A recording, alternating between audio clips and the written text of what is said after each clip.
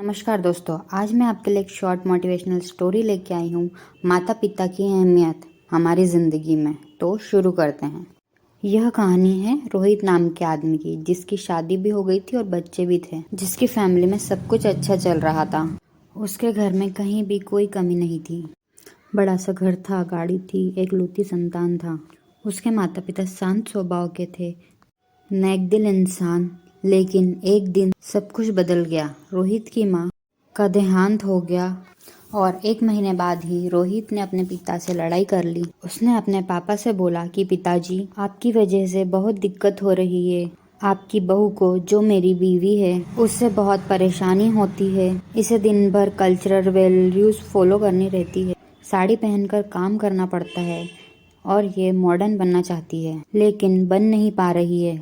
तो पापा, आपसे एक रिक्वेस्ट है, आप अपने घर में नीचे जो गैराज है उसमें शिफ्ट हो जाएं।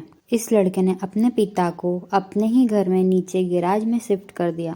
रोहित के पिताजी कुछ नहीं बोले, अपना सामान चुपचाप लेके गैराज में शिफ्ट हो जाते हैं। 15 दिन बाद रोहित के पिताजी ऊपर आते हैं, डोरबेल बजाते हैं।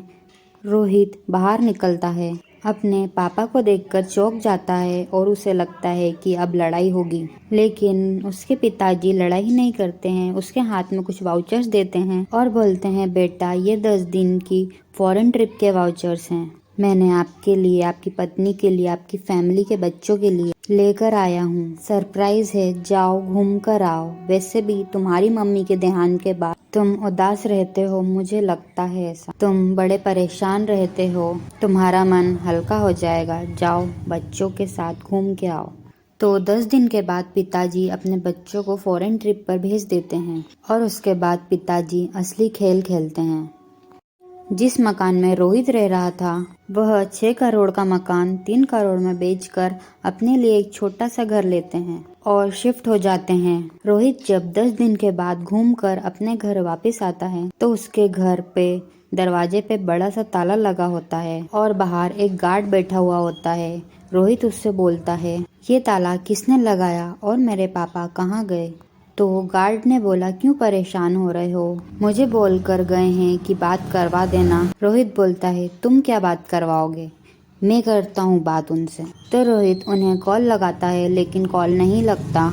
तो गार्ड बोलता है, साहब, ये नंबर नहीं लगेगा, मुझे दूसरा नंबर लिखवा कर गए हैं। गार्ड जाता है केबिन में और एक छोटी सी पर्ची पर नंबर लिखा होता है, कॉल करता है और रोहित उसके पिताजी से बात करता है। और उसके पिताजी बोलते हैं, रोहित तुम वहीं रुकना, मैं 15 मिनट में आ रहा हूँ। और 15 मिनट बाद एक गाड़ी आती है और उसके पिताजी उसमें से उतरते हैं। पिताजी जाकर बोलते हैं कि बेटा, ये पकड़ो चाबी इस मकान की, मैंने तुम्हारा सारा सामान शिफ्ट करवा दिया है, 1 साल का किराया दे दिया है, अब तुम्हें तुम्हारी पत्नी को जैसे रखना है वैसे रखो, मुझे परेशान मत करो। रोहित पूछता है, पापा, फिर आप कहाँ रहेंगे?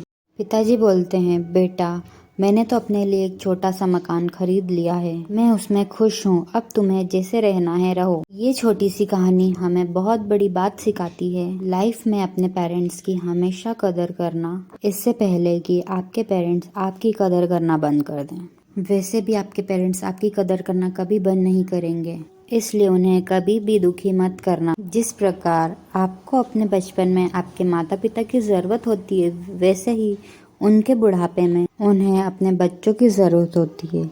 इसलिए अपने माता पिता का ध्यान